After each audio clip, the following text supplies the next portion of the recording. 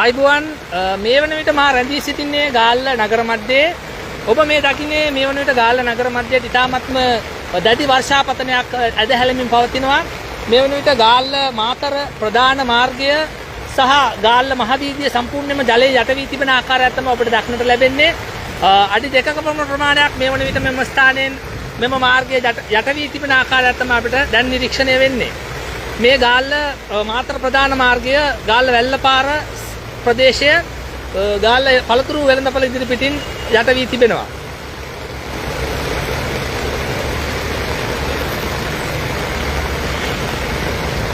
ඔබ මේ දකින්නේ ගාල්ල නගරයට අද සවස ඇදහැළෙමින් පවතින අධික වර්ෂාව හේතුවෙන් මේ වන විට නගරය යට වී තිබෙන ආකාරයක් තමයි දක්නට ලැබෙන්නේ.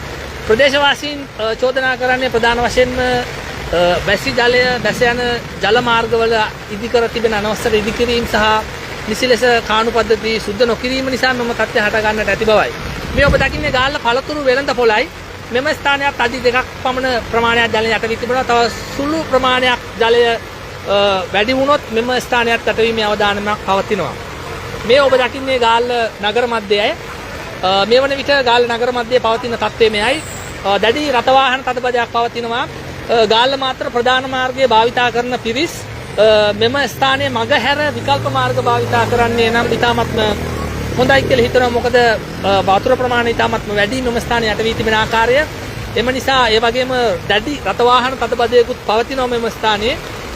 විකල්ප මාර්ග භාවිතා කිරීම සුදුසුයි කියන එක තමයි තියෙන්නේ. ඒ වගේම තවත් ගාල්ලේ ප්‍රදේශ කිහිපයක් ශනික ගං වතුර තත්ත්වයකට ලක් වී තිබෙන ආකාරයක් තමයි අපිට දක්නට ලැබෙන්නේ.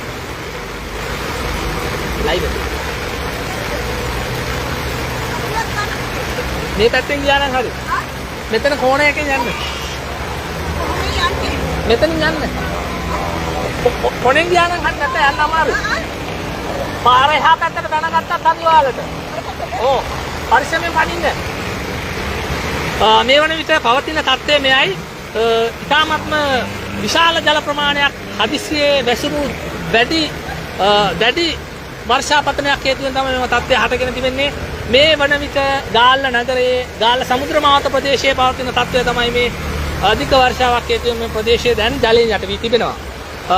ඔබට දැක ගන්නට පුළුවන් ගංගාවක් ආශ්‍රය සිරිගෙන තිබෙන ආකාරයක් තමයි අපිට දක්නට ලැබෙන්නේ.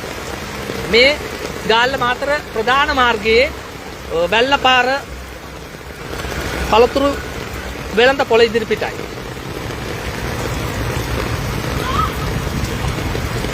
මේ වන විට ගාල්ල නගරයේ පවතින තත්ත්වය මෙයයි. මේ වගේම ගාල්ල තනිපොල් ගහ සරෙන්තු කඩේ සහ තවත් ප්‍රදේශ කිහිපයක ජලය යට වී තිබෙන බව තමයි අපට වාර්තා වන්නේ.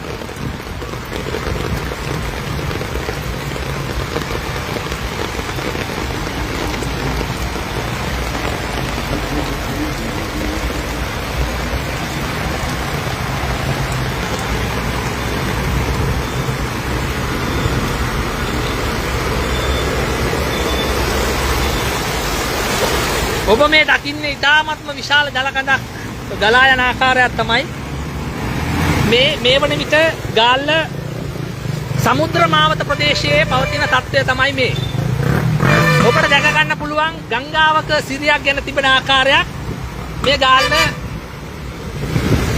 නගරයේ මේ වන විට පවතින තත්ත්වය.